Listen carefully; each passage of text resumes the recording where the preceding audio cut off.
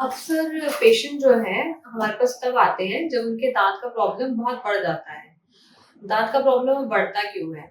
अगर पेशेंट जो है अपनी इग्नोर करते हैं सेंसिटिविटी को, ठंडा गरम लगता है, जो मीठा लगता है, या दांत में एक इनिशियल छोटी कैविटी होती है उसको इग्नोर करते हैं, तो ये जो है प्रॉब्लम दांत का ये एक लंबा हो जाता है और वो पल्प तक पहुंच जाता है और रूट कैनाल ट्रीटमेंट की जरूरत होती है इसमें।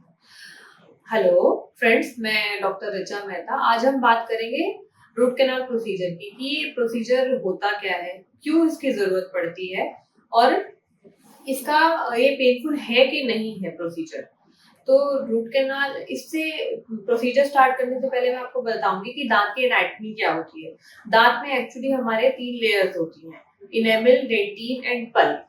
जो इनेमल की लेयर होती है कि बहुत ही हार्ड लेयर होती है, जो ऊपर हमें सुपरफिशियल विजिबल होती है। उसके बाद डेंटिन लेयर होती है जो येलो लेयर होती है, एंड देन जो मेन इंपॉर्टेंट पल्प लेयर होती है। पल्प लेयर में हमारे कनेक्टिव टिश्यू और ब्लड वेसल्स वगैरह प्रेजेंट होती हैं, और यही जो है दांत को सेंसिटिविटी की फीलिंग आती है पल्प टिश्यू की वजह से। जो इनिशियली, जैसे अब दांत में कीड़ा लगा है, आपके दांत में जब कीड़ा लगा होता है, छोटा होता है, तो पेशेंट मोस्टली उसको इग्नोर कर देते हैं, या ठंडा गरम एक लगता है, उसकी ठंडा गरम की फीलिंग होती है या सेंसिटिविटी होती है, तो पेशेंट उसको इग्नोर करते हैं, उसको लंबे टाइम तक इग्नोर ही करते रहते हैं। तो अगर हम इनिशियल विजिट पे ही डॉक्टर के पास जाके वो कैविटी की फिलिंग करवा दें, तो हम एक उस रूट कैनाल प्रोसीजर को प्रिवेंट कर सकते हैं। बट क्या होता है, इग्नोरेंस की वजह से वो कैविटी जो है इनेमल से डेंटिन में जाती है, डेंटिन से जब वो पल्प चैम्बर, पल्प टिश्यू में जाती है, तो वो हमें पेन की फीलिंग देती है, क्योंकि पल्प टिश्यू जो है वो ही एक सेंसिटिव टिश्यू होता है। तो जब ये पेन की फीलिंग होती है, जब ये पेन बहुत ज्यादा होती है, तो पेशेंट डॉक्टर के पास आता है, और तो ये रूट कैनाल ट्रीटमेंट करना पड़ता है। मोस्टली इसके रीजन क्या होते हैं रूट कैनाल ट्रीटमेंट करने के? कई ठीक है, कीड़ा लगने के मोस्टली जो होता है, कई बार लीकी फिलिंग्स होती है, पेशेंट ने पहले कोई फिलिंग कराया है, उसके उसमें माइक्रो लीकेज हो गई है, तो वो वापस से पल्प टिश्यू तक पहुंच जाएगा इन्फेक्शन। या फिर बहुत एक्सेसिव मीठा या चॉकलेट जैसे बच्चे खाते हैं, तो उसकी वजह से है। या पुअर ओरल हाइजीन जो मेन रीजन होता है इसका, उसकी वजह से होता है। इन सब रीजंस की वजह से जो होता है कैविटी होती है, कैविटी की इग्नोरेंस अगर जब हम करते हैं, तो वो रूट कैनाल ट्रीटमेंट में जाता है। रूट कैनाल ट्रीटमेंट में हम मोस्टली करते क्या है, इसके इसके सिम्टम्स मेन क्या आते हैं? पहले तो ठंडा, पेशेंट को पेन होता है बहुत, या फिर बहुत ठंडा गर्म लग रहा है बहुत दिनों से, उसकी वजह से होता है।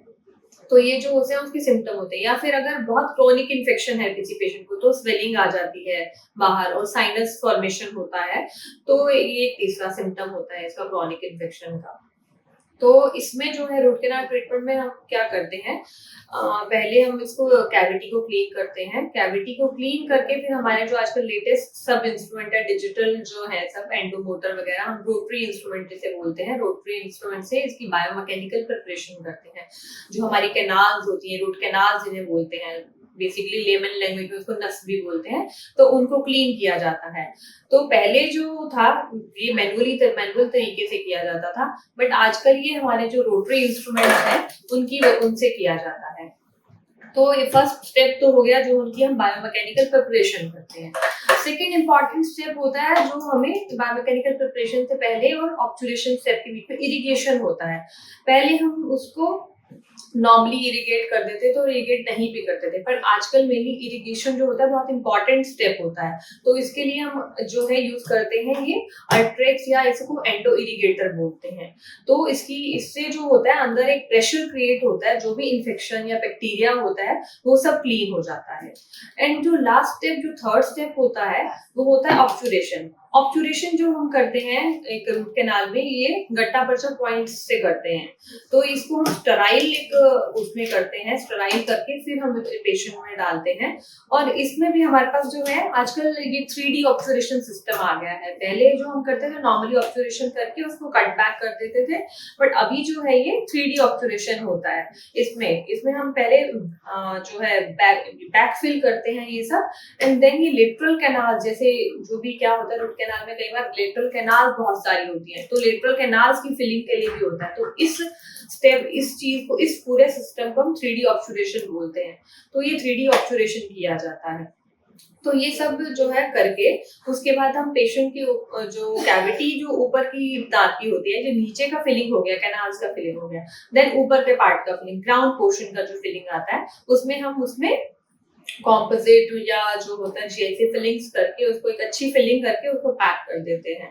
देन मेन स्टेप एक और आता है कि हमें क्राउन जो है लगाना है कि नहीं लगाना है।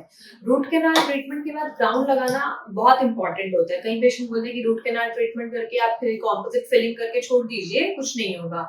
बट क्या होता है, जब हम रूट कैनाल ट्रीटमेंट करते हैं तो दांत बहुत ही ब्रिटल हो जाता है। ब्रिटल होता है तो उसका फ्रैक्चर होने का चांस बहुत ज्यादा बढ़ जाता है।